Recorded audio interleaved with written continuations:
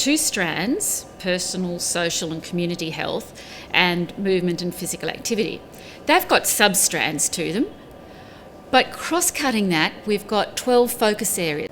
By having that structure, we're allowing for integration where appropriate of those two strands, and that integration will then mean that teachers have really rich units and that time is used most effectively.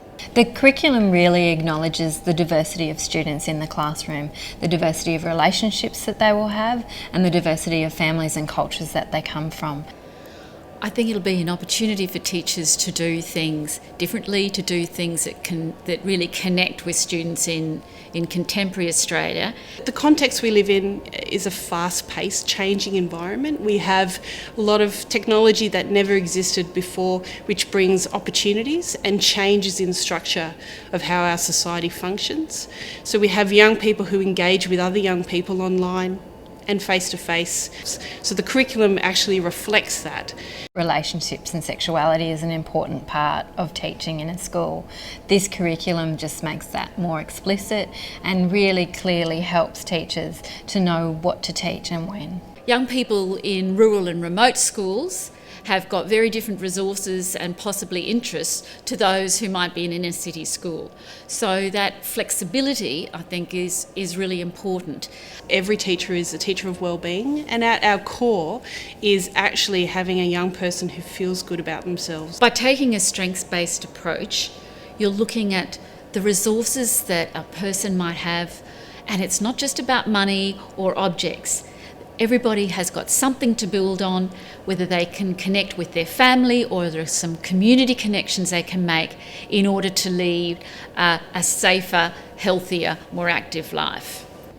The most exciting part of the mental health and wellbeing aspect, the focus area of this curriculum, is the fact that it can teach young people the skills that they need and give them a toolkit to pick and choose from through all aspects of their life, whether they do have a mental health, an underlying mental health disorder, or they just want to feel happier and well.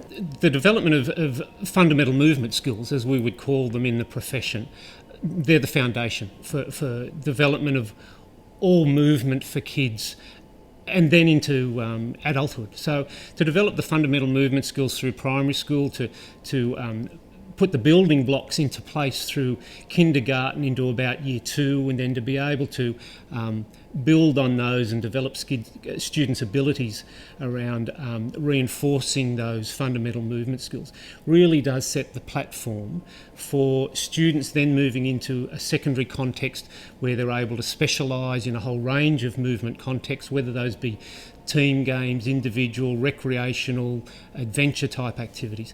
And then to be able to reinforce those habits and behaviours, I guess almost build off the natural enthusiasm that young people bring to school around movement and around play and exploring their movement potential, and to really take advantage of those early years of education where we can certainly put in place those building blocks for movement. As we put in the building blocks for reading and writing, we can put in place those building blocks for movement and work off those natural enthusiasm and excitement that children bring into certainly the early years of primary school for moving.